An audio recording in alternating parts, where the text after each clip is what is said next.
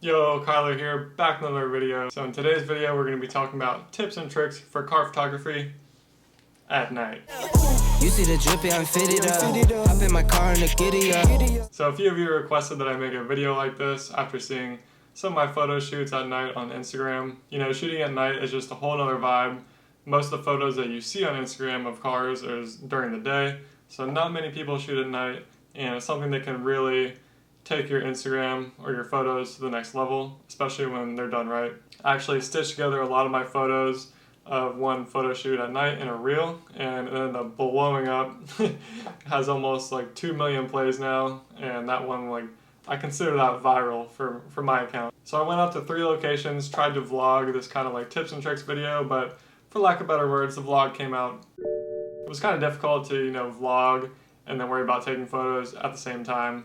So we made do with what we got, and I did salvage some of the vlog footage, so we'll go ahead and run through that here soon, and then we'll go over the shots that I got from that night, and I will say some of them are absolute bangers.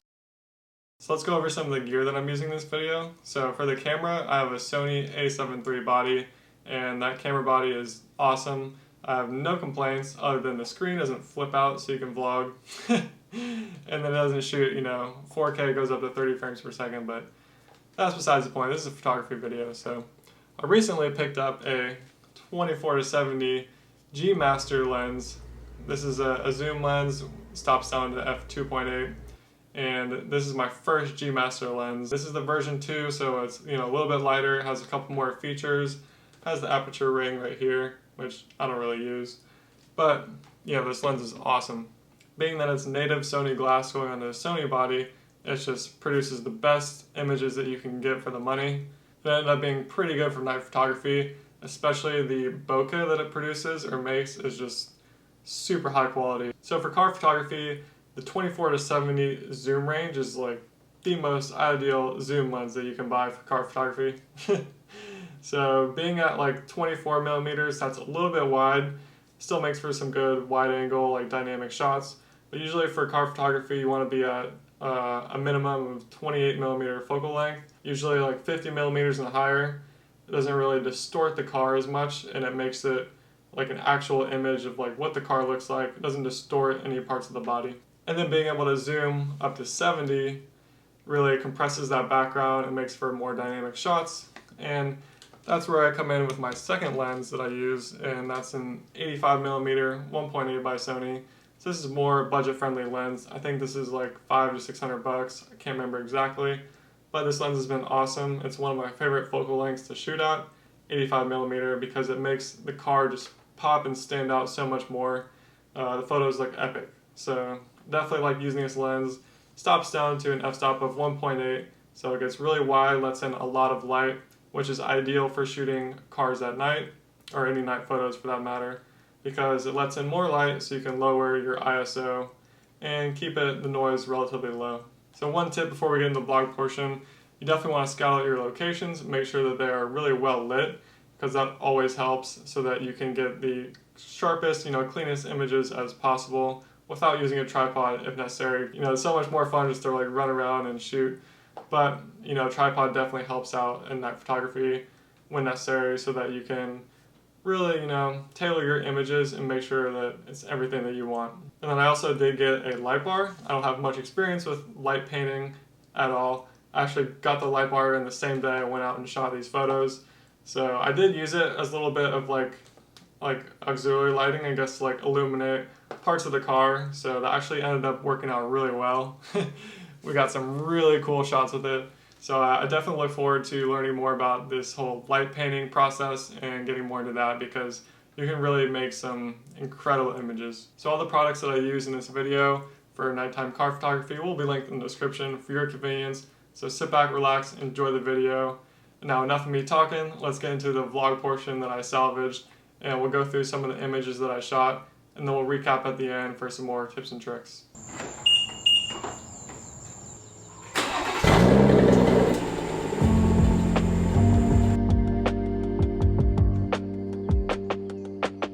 Alright, pulling up to the first spot.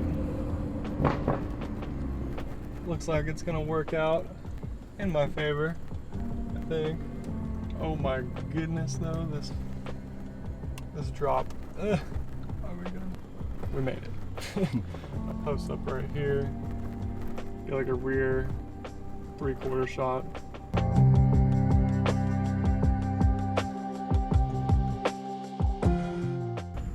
All right, so we just set up our first shot. We got our light model right there. Paid actor in the house. But no, it's my little brother, helped me out. It's always good to have another person when you go and do night photography. Go ahead and set this shot up here. We got our tripod with our exposure set at 2.5 seconds. And so that way I keep my ISO as low as possible to have, you know, less grain in the shot. So it's at ISO 100, f3.2. And yeah, so it's perfectly exposed. And we've got a nice 3/4 shot of the car.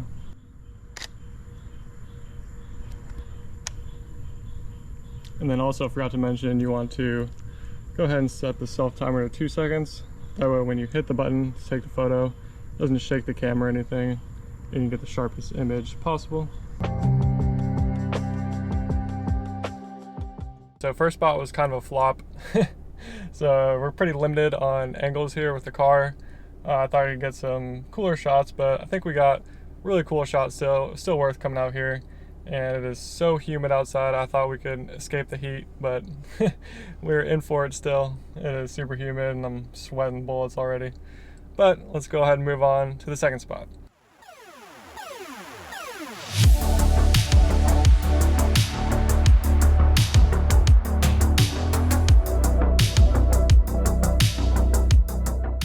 All right, so we made it to spot number 2, and I really like this location. As you can see, we got all the Christmas lights up, so that's gonna, well, just take a look at this, take a look. Look at that bokeh. We got some buttery bokeh balls in the back. So that's another thing that's really gonna shine on this Sony 24-70 G Master version 2, is the quality of the bokeh. So I figured this spot would be a really good location to showcase that for y'all and get some fire photos for the gram, as usual. Let's hurry up and line the car up. One thing I want to work more as a photographer is composition, because you can buy all the gear and everything, take a photo, but it doesn't mean it's a good photo always. So composition is really what sets you apart as a photographer and in your photos online. So I want to work more on that, you know, take my time, make sure the composition is to my liking. And then in post, like when I get to my computer and everything to edit, sometimes I'll have regrets like, oh, I should have moved the car over this way, or it could be more centered. So you just want to take your time, make sure you nail the composition. That way you don't regret anything when you're editing. So let's get into it. All right, I know I said I was going to use the 24-70, but I noticed a quick shot we could take. So I'm going to swap lenses to a prime lens, my 85 1.8, just because it has an f-stop of 1.8 compared to 2.8, so I can let in more light and get a better handheld shot. They're at 1/60, 1.8, 1250 ISO. So 1/60 is probably like the lowest shutter speed you should go for a handheld. I'm taking multiple shots just to be sure that, you know, we're in focus. And I'm gonna get a little bit closer. Maybe bump up my shutter speed just a little bit. All right. That's gonna be pretty solid. Not as good as bokeh as a 24-70, but you know, it'll do. Bring up the ISO. I really don't want to go higher than 1600 ISO. Might have to break out a tripod. I'm gonna use a tripod just so I can get a lower ISO.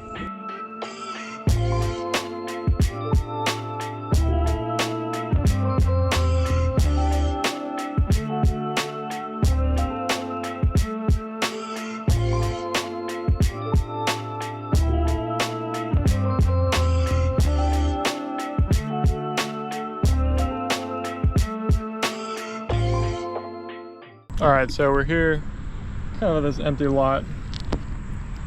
We got the cars set up. We got some cars moving on in the background. So I just actually took a shot, 20-second exposure. I'm gonna see if we can get the tail lights and headlights from all the cars in the back kind of show up in the photo. Let's see, the moment of truth. Oh yeah, we kind of got some taillight movement in the photo. Not much, but definitely need more light on the front rim.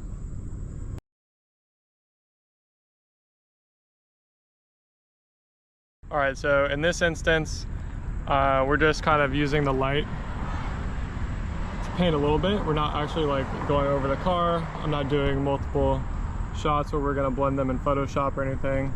I'm just gonna try to illuminate the car. I think we just got the thumbnail. Let's go. This is actually really fun. I've never done this before. You know, I don't do much night photography because it's tough with cars, you know, most of the time. And I really like sunset and sunrise. Just makes for really good photos, of course. But there's something special too about night photography, and especially when you're light painting. I'm definitely looking forward to learning more about this and doing more update videos with you guys as I learn more. All right, so I took a little bit closer just to get a nice shot of the wheel. 10-second exposure. We got our light doing work.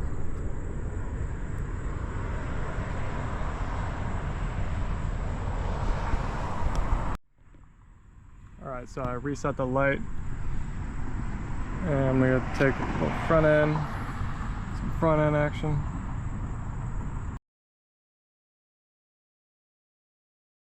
Fortunately, someone that worked at the dealership across the street from this last location came over and kicked us out at 12:50 a.m. in the morning.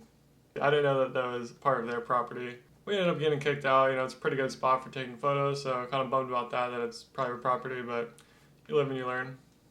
We still got an awesome shot. I'm like super stoked with this shot.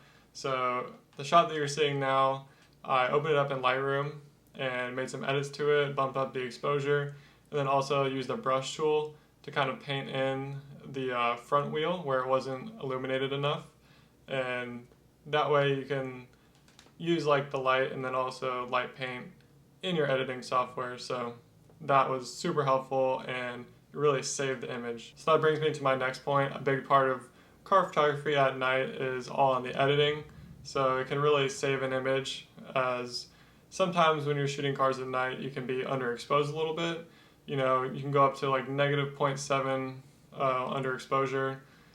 That's generally like a safe rule. I mean, you could go like -1, but then you're like pushing it, because then you really have to bring up the exposure slider in Lightroom. And when you do that, you know, the image is not the best quality. But yeah, editing can really save an image, and it's really what makes the image after all, right? That's why I shoot in RAW. Therefore, I can save as much of the details as possible and still get a high quality image at the end. So just to sum up a few pointers, definitely go out with someone, especially if the area is not the safest, just so you don't get jumped or Grand Theft Auto'd. Someone also helps because they can angle the car up for you. You can like communicate, you know, bring the car over here, and it really helps out.